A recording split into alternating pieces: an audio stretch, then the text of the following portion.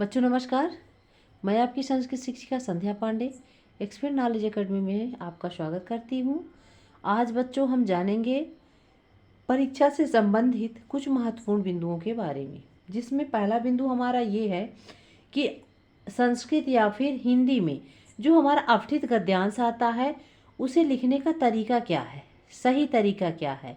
यदि हम सही तरीके से प्रत्येक प्रश्न का उत्तर देते हैं तो हमारे जो नंबर होते हैं वो हमें सही सही मिलते हैं, अन्यथा सारी चीज़ें हमारे सामने होती हैं, है ना। गद्य खंड पूरा हमारे पास होता है, यानी एक आंसर हमारे सामने रखा रहता है, उसका प्रश्न जानकारी न होने की वजह से हम क्या करते हैं, सही तरीके से उस प्रश्न का उत्तर नहीं दे पाते हैं और फिर होता क्या है कि पूरा का पूरा मार्क्स नहीं मिल पाता है, आधा अधूरा हमें मार्क्स मिलता है। जिसमें आपको ध्यान देने की ज़रूरी बात क्या है वो इस वीडियो के माध्यम से हम समझेंगे। तो पहले बिंदु ये है कि गद्यांश अथवा पद्यांश जो कुछ भी आपको मिले है ना पेपर में, तो उसे आप 2 से 3 बार जरूर पढ़ें। 2 से 3 बार, 4 बार, 5 बार यदि आप इसको पढ़ते हैं तो क्या होता है, सारा का सारा जो क्वेश्चन का आंसर है वो हमारे सामने आ जाता है। इसको जल्दी जल्दी में, हड़बड़ाहट में पढ़ने से क्या होता है, दूसरे प्रश्न का उत्तर दूसरा हो जाता है। इसीलिए ध्यान से सावधानी पूर्वक पढ़ें और अच्छे से आंसर लिखें। फिर दूसरा क्या है कि जो मुख्य मेन टॉपिक है ना, मान लीजिए कि ज़्यादा पैराग्राफ ज़्यादा बहुत लंबा है अपने गद्यांश का, है ना, हमें बार बार पढ़ना पड़ रहा है, दिक्कत हो रही है, समय बर्बाद हो रहा है, तो हम क्या करें कि पेंसिल से अथवा पेन से जो मेन बिंदु है, मेन टॉपिक, उसमें हम क्या कर लें, अंडरलाइन कर लें। ठीक।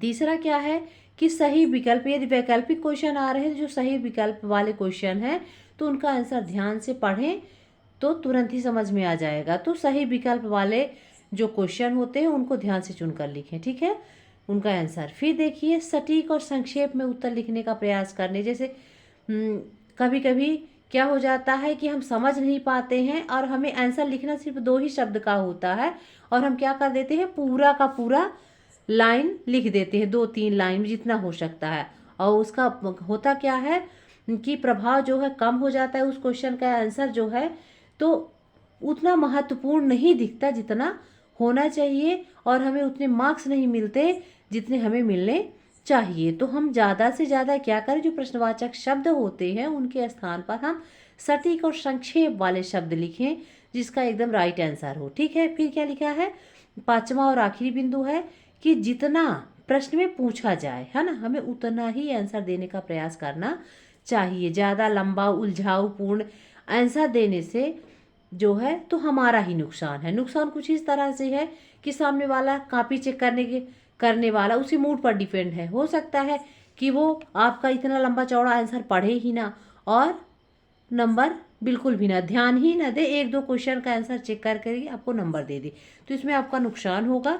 तो आप क्या करें, सबसे पहले आप गद्य खंड को अच्छे से पढ़ें, है ना, फिर मेन बिंदु को रेखांकित करें, सही विकल्प वाले क्वेश्चन का आंसर चुन के सही ढंग से लिखें, सटीक संक्षेप में आंसर देने की कोशिश करें और जितना पूछा जाए उतना ही आंसर देने का प्रयास करें। क्वेश्चन पेपर का बच्चों, क्वेश्चन पेपर का ये एक ऐसा महत्वपूर्ण भाग होता है अपठित गद्यांश, जिसमें होता क्या है कि आंसर हमारे सामने रखा रहता है, क्वेश्चन हमारे सामने, हमें सिर्फ क्या करना है, सावधानी पूर्वक उसको पढ़ना है और पढ़ करके उसका आंसर देना है। यदि आप इन सारी चीज़ों का ध्यान रखेंगे तो आपको आपके जो मार्क्स कटते हैं तो उसके चांसेस बहुत कम हो जाएंगे, बल्कि ना के बराबर हो जाएंगे और आपको पूरे के पूरे मार्क्स मिलेंगे। तो बच्चों ये था हमारा आज की वीडियो में परीक्षा से संबंधित महत्वपूर्ण बिंदु, जिसमें हमारा था कि अपठित गद्यांश या पद्यांश को जो है तो हम उसका उत्तर लिखने से पहले किन किन बातों का ध्यान रखें। तो ये सारी चीज़ें थी। नेक्स्ट वीडियो में बच्चों कुछ हम परीक्षा से संबंधित ही महत्वपूर्ण बिंदु लेकर उपस्थित होंगे। तब तक के लिए नमस्कार।